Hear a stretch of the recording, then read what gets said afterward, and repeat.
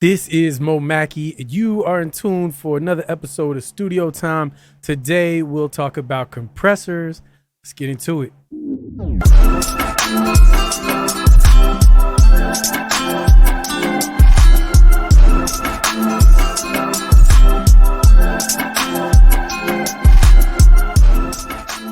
People often ask me, why do you use so many compressors on just a single vocal? That seems like overkill. Well, it would be overkill if I was crunching the hell out of all of these compressors, but I'm not. Like when I got the compressor on there, it's barely doing any reduction on it.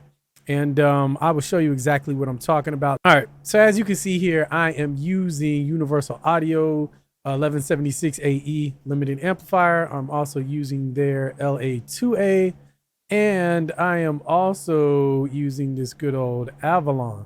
So I'm going to cut these two off because this one is the one that is hitting first.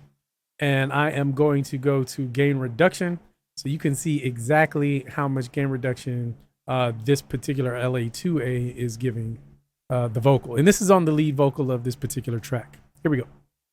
And I can't tell you what another chick gonna do. Nah, damn sure can't tell you what they going through. But I could reassure you. So you see where that needle is? -1. Barely touching anything. But if I go to the output, and I can't tell you what another chick gonna do. Nah, damn sure can't tell you what they going through.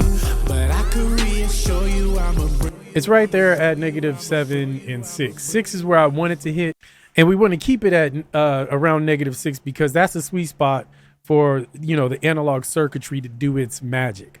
And that's another reason why I like to use all of these compressors, is because each one gives a specific sound to the actual vocal. So that's that one. Now let's take a look at the 1176 AE and where we're at on that one. So I'll cut it on. And I can't tell you what another chick gonna do. Nah, damn sure can't tell you what they going through. So as you can see, it's still right there at -1. And then we'll go to the output. And I can't tell you what another chick gonna do. Nah, damn sure can't tell you what. And this one I got it cranking a little bit harder just because I like how it sounds. I'll take it away and then bring it back so you can hear the difference. And I can't tell you what another chick gonna do. Nah, damn sure can't tell you what they going through. But I could reassure you I'ma bring it back to you. When I'm out here late at night, all I think about it. So it just thickens up the vocal. And it's very subtle, but you can see, or I'm sorry, you can hear that it's thickening up that vocal. And now we'll see what the Avalon is doing. And I can't tell you what another chick gonna do. Nah, damn sure can't tell you what they going through. This one, same thing. On the gain reduction, it's like right around -1. And I can't tell you what another chick gonna do. Nah, damn sure can't tell you what they going through. And the output is between -7 and 3. Now, also on this, I'm also using the EQs to bring up the low mids and the treble a little bit here. And I can't tell so I'll bring it in and out. Another chick gonna do. Nah, damn sure can't tell you what they going through. But I could reassure you I'ma bring it back to you. When I'm out here late. Now, this one is definitely giving it more presence. It's not subtle like the last one. This you can definitely hear the difference. It's putting that vocal up front and forward like I like the vocals. But yeah, that's it, man. I just wanted to show you guys why I use so many compressors. As you can see, they're not doing a whole lot on the gain reduction.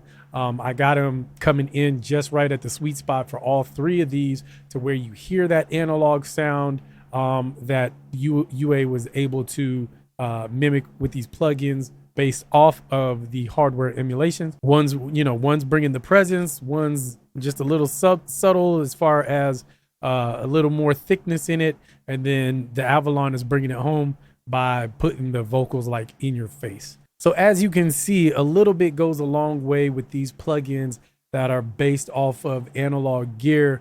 You feed the signal in right at the sweet spot, And then your gain reduction, you don't want to crunch it too much, because when you have this many compressors on there, eventually it'll stack up to where it's right at -3. Since I'm using 3 compressors, it'll be compressing it at normally where you'll see a compressor at -3. And that's how I do it, man. It just gives it more flavor because I'm using different analog emulated plugins. So I hope you learned something today. This is MoMakki, and you are watching Studio Time. Have a good one.